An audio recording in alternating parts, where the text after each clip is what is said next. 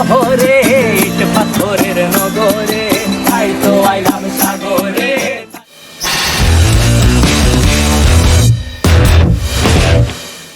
Hello everyone, কি অবস্থা সকলের? আশা করি আপনারা সকলেই ভালো আছেন। আমি আলহামদুলিল্লাহ অনেক ভালো আছি। 40 ডিগ্রি তাপমাত্রায় হাই ক্যালোরি যুক্ত খাওয়ার পর আমাদের এক একজনের অবস্থা অনেক খারাপ।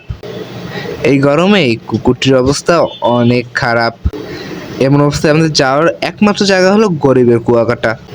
এজন্য আমরা সবাই রেডি হয়ে নিলাম এবং রওনা দিয়ে দিলাম নদীর পাড়ের উদ্দেশ্যে। আমরা প্রায় 5টার সময় এখানে যাওয়ার জন্য রওনা দেই। ওদিন বাংলাদেশের সর্বোচ্চ তাপমাত্রা ছিল 40 ডিগ্রি সেলসিয়াস, যেটা কিনা আমাদের ওদিকে পড়েছিল। বর্তমানে বাইক ড্রাইভ করতেছে সাদ ভাইয়া, সে আমাদের বাইক ড্রাইভ করে নিয়ে যাচ্ছিল। গরমে এক একজনের অবস্থা খারাপ হওয়াতে আমরা আর হেঁটে যেতে পারিনি।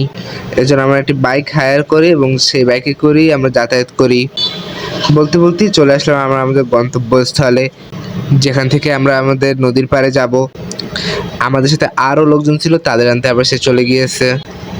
এবং জায়গাটা অনেক ঠান্ডা ছিল, যেহেতু পিছনে বট গাছ ছিল, সেখানে অনেক ঠান্ডা পড়তেছিল। কিছুক্ষণ পরে সকলে চলে আসলো এবং আমরা বাকি পথটুক হেঁটে যাওয়ার জন্য রওনা দিয়ে দিলাম। ততক্ষণে প্রায় সন্ধ্যা। সেখানে যাওয়ার কিছুক্ষণ পরে এখানে মাগরিবের আজান দিয়ে দিয়েছিল। দুপুরে খাওয়ার পরে আমরা সেখানে যাতায়াত শুরু করে দেই। এই সময় যেহেতু ভাটা চলতেছিল, এই জন্য আমাদের অনেক কাদা পেরিয়ে যেতে হয়েছিল এবং এক একজনের কাদা পারানোর সময় তো অবস্থা অনেক খারাপ ছিল, কারণ আমরা কেউই কাদাতে তেমন চলাচল করতে পারি না। কিন্তু তবুও আমরা এই বিষয়টা অনেক এনজয় করতেছিলাম এবং আমরা সেই হেঁটে হেঁটে এখান থেকে চলে গেছিলাম আমরা সেই নদীর পাড়ে। সেখানে গিয়ে দেখা হয়ে গেল কিছু জেলেদের সাথে। আমার সামনে ছিল আমার বোন এবং আমার এক ভাবি। আমরা কিন্তু অনেক এক্সাইটেড ছিলাম। সেখানে গিয়ে সর্বপ্রথম কিছু সুন্দর সুন্দর ছবি তুলে নিলাম।